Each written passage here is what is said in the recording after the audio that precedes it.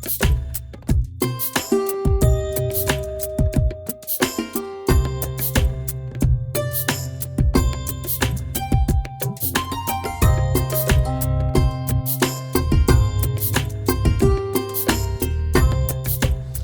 वालेकुम, मैं हूं आपका होस्ट अब्दुल रहमान। आज मैं मौजूद हूं मकबरा जानी खान में।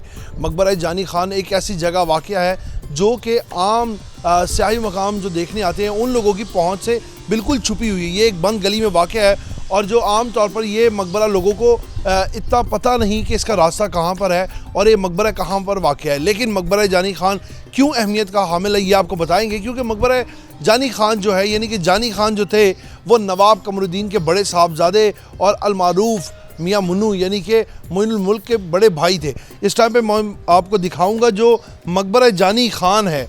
अगर आपको मेरे कैमरामैन दिखाएं तो इसकी ताज़ीन और आराइश, तामीर और मुरम्मत का काम तेज़ी से जारी है। हम इससे पहले यहाँ पर आके एक प्रोग्राम किया था तो ये बिल्कुल खंडरात में तब्दील हो गया था, लेकिन उसके बाद यहाँ पे तज़ीन और आराइश का काम शुरू हो चुका है। आपको तज़ीन और आराइश का काम तो दिखाएंगे, लेकिन उससे पहले आपको मकबरा जानी खान से मंसूब जो है वो बताते हैं कि इसके पीछे हक़ाइक़ क्या हैं।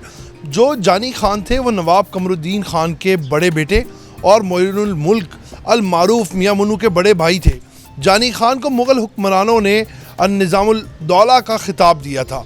जानी खान के जो वालिद साहब थे यानी कि कमरुद्दीन खान मुग़ल शहंशाह, जब सरे हिंद में अहमद शाह दुरानी की अफवाज से लड़ते लड़ते शहीद हो गए थे। जानी खान और उसके जो भाई थे मोइनुल मुल्क ने जवाबी हमला किया और अहमद शाह दुरानी को काबुल की जानिब पे सिपाही पर मजबूर कर दिया था। इसकी फ़तह के बाद मोइनुल मुल्क जो कि जानी खान के छोटे भाई थे उनको लाहौर का सूबेदार और जानी खान को फ़ौज का सिपह सलार मुकर्रर कर दिया गया था और उसके बाद लाहौर में इनको इसी जगह पर दफन कर दिया गया। जानी खान का मकबरा जो है वो मुमकिन तौर पर उनकी बहन ने तामीर करवाया था। तो ये तकरीबन इसकी जो वो हिस्ट्री है जो हमने आपको बताई। अब आप देखें कि ये मकबरा जानी खान जो है ये किस वजह से अहमियत का हामिल है।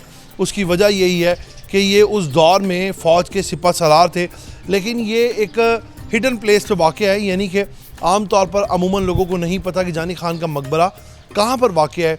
इसलिए ज़्यादातर जो लोग हैं वो शाही किला और दीगर तारीख़ी मकामात तो आते हैं देखने के, लेकिन जानी खान का ना पता होने की वजह से वो यहाँ नहीं आते। जो अब इसके ताज़ीन और आराइश के काम की बात कर लेते, जब हम लोग यहाँ पर पहले आए थे एक प्रोग्राम करने, तब ये मकबरा जो था वो बिल्कुल एक खंडरात में था, खंडरात की शक्ल पेश करता था। यकीन करें कि यहाँ पर खौफ तारी होता था जब आप इसके अंदर दाखिल होते थे।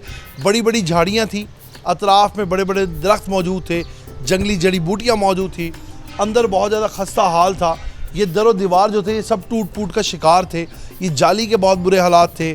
अभी इसका मुकम्मल ताज़ीन और आराइश का काम शुरू किया गया है।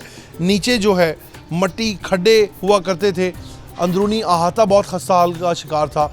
उसके बाद जो बैरूनी इसका हिस्सा है, बैरूनी फ्लोर जो है वो आपको अगर मेरे कैमरामैन दिखाएं तो बाकायदा मुगलिया आर्ट के तरीके से इसकी फ्लोरिंग की जा रही है। नया फ़र्श बिछाया जा रहा है ताकि ये मुगलिया आर्ट की तरह ही दोबारा से नज़र आए जैसे मुगलिया दौर में होता था। उनकी बहन ने जैसे इसको तामीर करवाया था ये वैसे ही हो। और इसके साइडों पे आप दरो दीवार देखें, बाकायदा तौर पे मुझे लगता है कि नई बना दी गई है और इसके दो रास्ते बनाए गए हैं छोटे छोटे। एक जो बिल्कुल सामने आपको मेरे कैमरामैन दिखाएं तो छोटा सा दाखिली रास्ता है जो कि भगवानपुरे वाली साइड से इस मकबरे के अंदर दाखिल होता है और एक दूसरी जानिब दूसरी गली से बैक साइड पे इसका मेन रास्ता दिया गया है।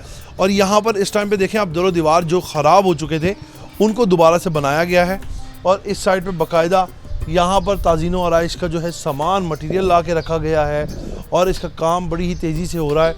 और यहाँ पर तमाम जो थे जो जड़ी बूटियाँ और जंगली दरख्त थे, जो जंगली जड़ी बूटियाँ होती हैं वो काट दी गई हैं, क्योंकि आपको पता है कि जब इसकी खंडरात जैसी हालत थी उसको तब्दील करने के लिए तो जो फालतू जड़ी बूटियाँ थी उनको काट दी गई, लेकिन चंद दरख्त अभी मौजूद हैं और ताज़ीन और आराइश का इसका काम हो रहा है। आपको लेके चलते हैं अंदरूनी मकबरे की जानिब और आपको दिखाएंगे वो भी कि अंदरूनी क्या हालात हैं इस टाइम पे। जो मकबरे का अंदरूनी आता है, जो यहाँ पर काम करने वाले हज़रात हैं यानी कि जो इसकी रेनोवेशन का काम करें वो बैठे हुए हैं। दरो दीवार देखें इसके, इस टाइम पे जो ऊपर का हिस्सा है वो भी बहुत ज़्यादा, छत जो है इसकी खस्ता हाली का शिकार हो चुकी है, लेकिन यहाँ पे वो उसको छत को ताज़ीन और आराइश करने के लिए, रिपेयर करने के लिए बाकायदा ये उन्होंने अपने वो जाल बनाया हुआ है जिस पे चढ़ के वो लोग काम कर रहे हैं। और जहाँ जहाँ से ये डैमेज है इसको दोबारा से रिपेयर किया जाएगा। रिपेयर करने के बाद ये वैसे ही बिल्कुल वही तस्वीर पेश करेगा जो आज से 1700 ईस्वी में इसके हालात हुआ करते थे, या 1800 ईस्वी में जिस तरह ये अपने आबोताब से यहाँ पर कायम था, वही सब कुछ वापस पहले जैसा बन जाएगा। क्योंकि उनकी बहन ने जिस तरह इस मकबरे को तामीर करवाया था, वैसे ही मुगलिया आर्ट, वही खूबसूरती, वही दरो दीवार, वही इस पर जो नकतूब निगारी थी, वो सब वापस वैसे ही कर दी जाएगी। जब इसको बनाया गया जैसी इसकी कंडीशन हुआ करती थी, ये बिल्कुल वापस वैसा ही हो जाएगा। यकीनन ये चंद दिनों में या कुछ माह में ये काम मुकम्मल हो जाएगा और मकबरा जानी खान दोबारा से लोगों की जो है तवज्जो का मरकज़ बनेगा। लोग यहाँ पर दोबारा आएंगे और आके यकीनन मकबरा जानी खान देखा करेंगे, क्योंकि ये भी एक कदीमी वर्सा है जो हमारे मुल्क में मौजूद है, जहाँ पर दूसरे कदीमी वर्सा मौजूद है जैसे कि शाही किला, बादशाही मस्जिद, मकबरा जहांगीर और नूरजहाँ का मकबरा। इसी तरह मकबरा जानी खान को भी तारीख़ में ख़ास अहमियत हासिल है। तो अब आपको दिखाएंगे हम लोग नेक्स्ट प्रोग्राम में कि जानी खान जब मकबरा तामीर होकर ताज़ीन व आराइश का काम मुकम्मल हो जाएगा कि कितना खूबसूरत बनाया गया और इसको किस तरह से एसारे कदीमा ने दोबारा से रेनोवेट करवाया। इसी के साथ अपने मेज़बान को आप इजाज़त दें। आपसे हम फिर मुलाकात करेंगे नए प्रोग्राम के साथ। तब तक के लिए अल्लाह के बाद।